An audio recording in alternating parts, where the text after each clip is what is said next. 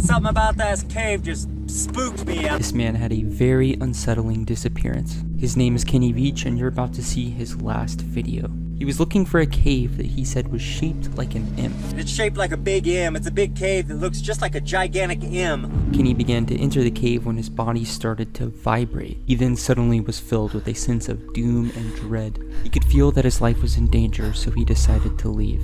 And something about that cave just spooked me out of all the caves I've ever gone in. Kenny was a very avid hiker and he loved to explore, so his curiosity was killing him. He knew that he had to get back to that cave and explore it. He was desperate to learn what was inside and what had terrified him so deeply. A very strange part of this story comes from a comment thread. Kenny was talking about how he was going to go back to find this cave when someone commented.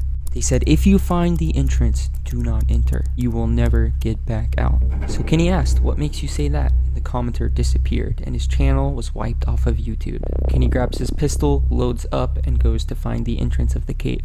Although this is the last time he would ever be seen. And I'm looking for a cave that I found, and I didn't have a sidearm when I was here before.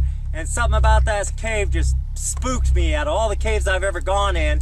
This one just made my body vibrate. The closer I got to it, the crazier my body felt. And I was like, all right, I'm not going to go in there right now, but I'm coming back someday. I don't know if there's going to be anything to it, but it might be interesting. It's shaped like a big M. It's a big cave that looks just like a gigantic M. And it's about as tall as I am and kind of narrow.